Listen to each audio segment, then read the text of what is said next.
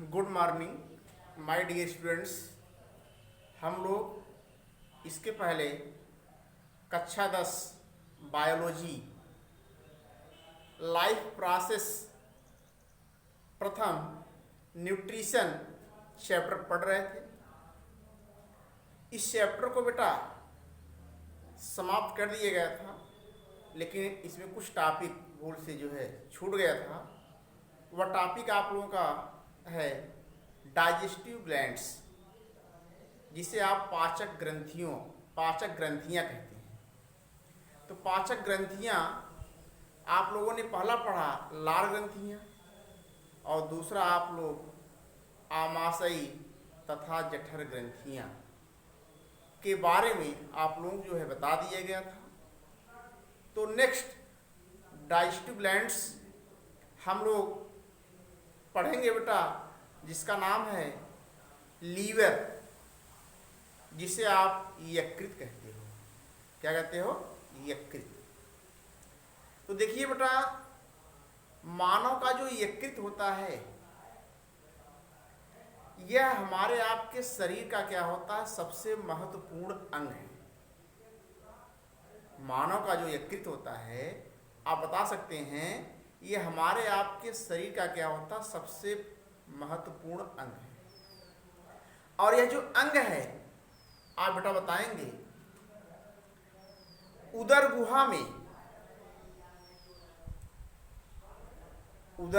गुहा में डायाफ्राम के नीचे और आमाशय के ऊपर स्थित होता है।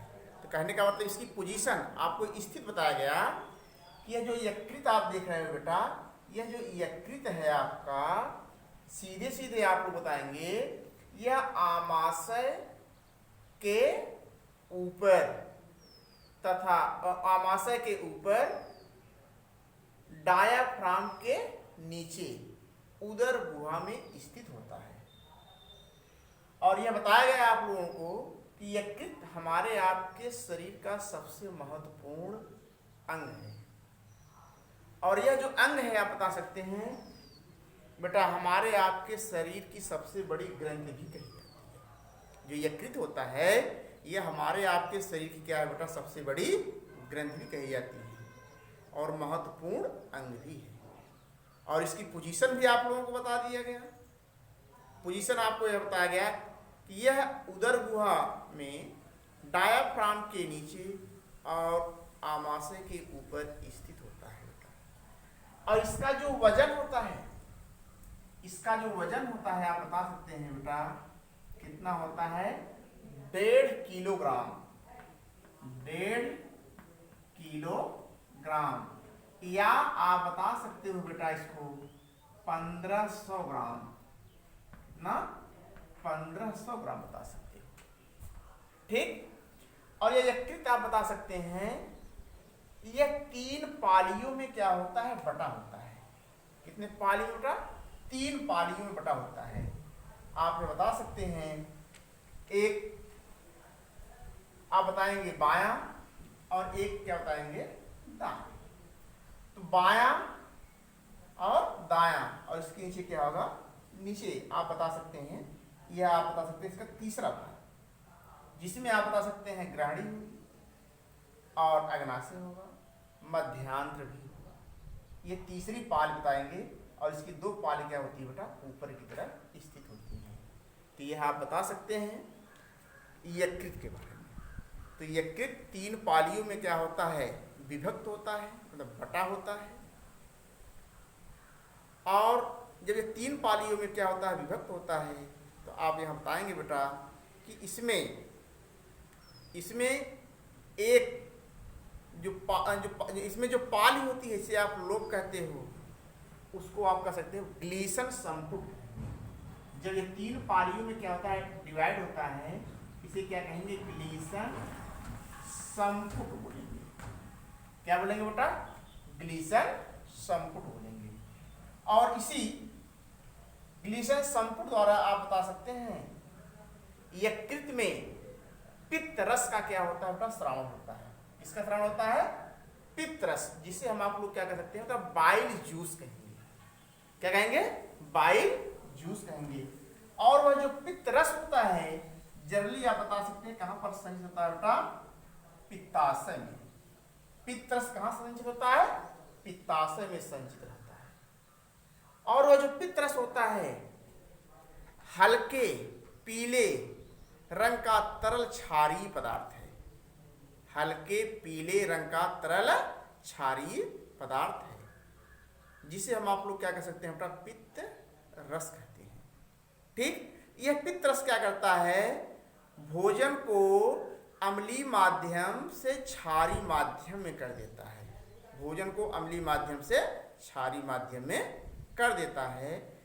और बेटा आप यह भी बता सकते हैं कि मानव का जो यकृत होता है इसमें किसी भी प्रकार का कोई एंजाइम स्रावित नहीं होता है, यकृत में किसी भी प्रकार का कोई एंजाइम स्रावित नहीं होता है, फिर भी भोजन के पाचन में इनकी अहम भूमिका होती है, फिर भी भोजन के पाचन में इनकी अहम भूमिका होती है। तो आप ये बता सकते हैं बेटा किसके बारे में, जो है यकृत के बारे में। एक बार बेटा ध्यान से आप लोग सुन लीजिए, यकृत के बारे में आप लोगों को बताया जा रहा था कि यकृत हमारे आपके शरीर की सबसे बड़ी ग्रंथि है। इसका वजन आप बता सकते हैं 1.5 kg या 1500 ग्राम बता सकते हैं। यह आप बताएंगे उदर गुहा में आमाशय के ऊपर और डायाफ्राम के नीचे स्थित होती हैं, और ये 3 पालियों में क्या होती हैं बेटा, विभक्त होती हैं। कितनी? 3 पालियों में क्या होती हैं, विभक्त होती हैं।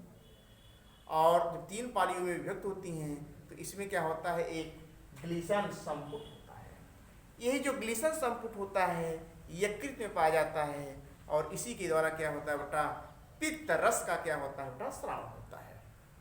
और जब पित्त रस का स्राव होगा, वह जो पित्त रस होता है एक थैली नुमा जैसी संरचना होती है, जिसे आप क्या कह सकते हैं, पित्ताशय। इसी पित्ताशय में क्या होता है बेटा, पित्त रस क्या होता है, संचित रहता है।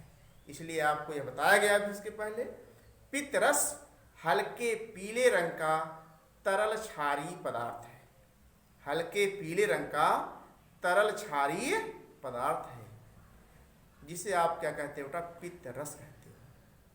और पित्त रस क्या करता है, भोजन को अम्लीय माध्यम से क्षारीय माध्यम में कर देता है, और यह भोजन को सड़ने गलने से बचाता है।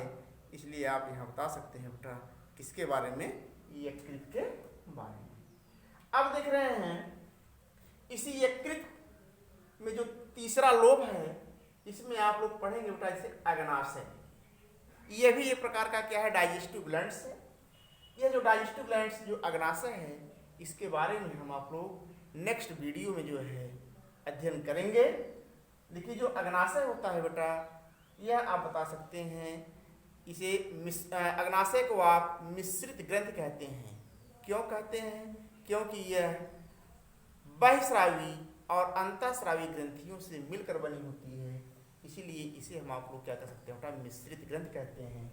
और यह जो मिश्रित ग्रंथि अग्नाशय है, ये आप देख रहे हैं पत्ती के आकार जैसी आपको संरचना यहाँ पर दिखाई दे रही है, पत्ती के आकार जैसी संरचना जो यहाँ पर आपको जो है दिखाया गया है। यह अध्ययन आप जो है बेटा पढ़ेंगे जो है नेक्स्ट वीडियो में, जिसे आप अग्नाशय कह रहे हो। और अग्नाशय एक प्रकार की जो है डाइजेस्टिव ग्लैंड्स है, इसमें एंजाइम्स और हार्मोन्स दोनों का स्राव होता है। तो आइए हम लोग जो है देखते हैं इसके बाद यकृत के कार्य। क्या देखेंगे बेटा, यकृत के कार्य। यकृत के कार्य में आप लोग ये बता सकते हैं, पहला पॉइंट पित्त रस का श्रावण। क्या बताएंगे बेटा, पित्त रस का Shravan. Secretion of bile juice, secretion of bile juice. तो कहने का मतलब यह है कि जो यकृत होता है इनके द्वारा पित्त रस का श्रावण होता है। और जो पित्त रस होता है, इसके पहले भी आपको बताया गया कि हल्के पीले रंग का तरल क्षारीय पदार्थ है, जो भोजन को अम्लीय माध्यम से क्षारीय माध्यम में कर देता है। और इस पित्त रस में आप लोग बता सकते हैं जल भी रहता है, श्लेष्म भी रहता है, कोलेस्ट्रॉल भी रहता है और लेसिथीन भी रहता है। तो इतने पदार्थ जो होते हैं आप बता सकते हैं पित्त रस में जो है पाया जाता है। इसका केवल एक ही फंक्शन है, भोजन को अम्लीय माध्यम से क्षारीय माध्यम में कर देना। आप बेटा बता सकते हैं पित्त रस का स्राव के बारे में। इसके बाद आप देखेंगे हिपैरिन। ठीक, हिपैरिन का भी क्या करता है, यकृत निर्माण करता है। और आप यह जानेंगे बेटा हिपैरिन क्या है, एक प्रकार का पदार्थ है जो हमारे आपके बॉडी में क्या होता है, मतलब कि यकृत द्वारा जो है बेटा, यकृत क्या करता है, हिपैरिन का भी निर्माण करता है। और यह जो हिपैरिन होता है ब्लड को क्लॉट नहीं होने देता है, ब्लड को थक्का नहीं जमने देता है। इसलिए अगर आपसे कोई पूछता है ब्लड जब शरीर से बाहर निकलता है 2 से 6 मिनट के अंदर क्या होता है, जम जाता है। लेकिन हमारे आपके बॉडी के अंदर ब्लड फ्लोइंग हो रही है, ब्लड बह रहा है, फिर भी क्या होता है, वह क्लॉट नहीं होता, जमता नहीं है। तो क्यों, आप बता सकते हैं हिपैरिन के कारण। हिपैरिन के कारण शरीर के अंदर ब्लड का क्लॉट नहीं होता है, ब्लड थक्का नहीं बनाता है। ये आप बता सकते हैं बेटा हिपैरिन यकृत का दूसरा कार्य बताएंगे। ठीक, इसके बाद तीसरा पॉइंट्स आप लोग देखेंगे ग्लाइकोजन का संचय। यकृत में ग्लाइकोजन का संचय होता है, ग्लाइकोजन का भी संचय होता है। कहने का मतलब जब यकृत में या जब रक्त में आवश्यकता से अधिक ग्लूकोज हो जाता है, यकृत क्या करता है, उस ग्लूकोज को ग्लाइकोजन में कन्वर्ट कर देता है, ग्लाइकोजन में कन्वर्ट कर देता है। तो यहां आप लोग ये बता सकते हैं जंतुओं में भोजन का संग्रह किस रूप में होता है, बेटा सीधे सीधे बता सकते हैं ग्लाइकोजन के रूप में होता है। और पौधों में भोजन का जो संग्रह होता है आप बता सकते हैं स्टार्च या मंड के रूप में होता है।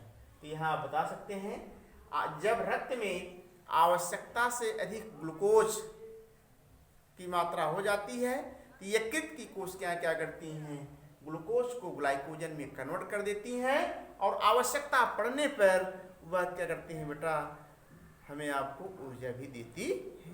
यह बता सकते हैं तीसरा पॉइंट्स या तीसरा फंक्शन किसका, यकृत का। इसके बाद आप देखेंगे वसा का संश्लेषण। वसा का संश्लेषण, तो यकृत कोशिकाओं में उपस्थित जो वसा होता है बेटा, आप बता सकेंगे यकृत कोशिकाओं में उपस्थित जो ग्लूकोज होता है, वह जो ग्लूकोज होता है वसा में कन्वर्ट हो जाता है और वही जो वसा होता है वसी अम्ल में क्या होता है, बदल जाता है। इसलिए वसा का संश्लेषण भी सिंथेसाइज ऑफ फैट्स आप बता सकते हैं यकृत के कार्य का चौथा पॉइंट बता सकते हैं। इसके बाद आप बताएंगे यूरिया का संश्लेषण। देखिए हमारे आपके बॉडी में अनेकों प्रकार के हानिकारक पदार्थ बनते हैं, अर्थात विषैले पदार्थ बनते हैं जो हमारे आपके लिए क्या होते हैं, हानिकारक होते हैं। तो यकृत की कोशिकाएं क्या करती हैं, अमोनिया को क्या करती हैं, कन्वर्ट कर देती हैं किसमें बेटा, यूरिया में। क्योंकि जो यूरिया होता है अमोनिया की अपेक्षा कम हानिकारक होता है, इसलिए यूरिया का संश्लेषण करना यकृत का एक महत्वपूर्ण कार्य माना जाता है। नेक्स्ट पॉइंट्स आप बताएंगे रुधिर का थक्का बनना। रुधिर का थक्का बनना, तो यकृत में आप बता सकते हैं प्रोथ्राम्बिन और फाइब्रिनोजन नामक प्रोटीन का निर्माण होता है जो ब्लड को क्या करता है, थक्का जमाने में या उसको क्लॉटिंग करने में क्या करता है, सहायता करता है। इसके साथ साथ एक पॉइंट और आप बता सकते हैं, जो यकृत होता है बेटा यह विटामिन ए का भी निर्माण करता है। यकृत आप बता सकते हैं विटामिन ए का भी निर्माण करता है। तो यह आप बता सकते हैं बेटा किसके कार्य, यकृत के कार्य। और इस वीडियो में आप लोग जो है यकृत अर्थात लीवर की संरचना बनाइएगा, एक बार दो बार इसकी प्रैक्टिस करिएगा। इसके बाद बिना बुक से आप बिना बुक देखे आप प्रैक्टिस करेंगे, एक बार दो बार आप बनाएंगे तो आपके माइंड में यह मेकअप हो जाएगा और आप बोर्ड की परीक्षा में जो है इसको आसानी से जो है बना सकते हैं। क्योंकि जो बेटा आप देख रहे हैं जो पाचक ग्रंथियाँ यकृत पढ़े इसके पहले, यह बहुत ही इम्पॉर्टेंस है। बोर्ड परीक्षा में पूछता है यकृत की संरचना बनाइए, यकृत की संरचना बनाइए, या आप लोगों से यह भी पूछ सकता है यकृत के कार्य लिखिए। यह 2 नंबर का जो है क्वेश्चन जो है बोर्ड एग्जाम जो है पूछा जाता है। इसलिए यह जो पॉइंट्स आपका है बेटा पाचक ग्रंथियों में यकृत, यह वेरी मोस्ट इम्पॉर्टेंट आप बताएंगे और रफ और कलम लेकर बैठ जाया करिए वीडियो को देखते समय, और नोट भी करते रहिए और इसका नोट्स भी बनाते रहिए, जिससे दोबारा आप लोगों से अगर पूछा जाए आप रिवाइज कर सकें। धन्यवाद बेटा।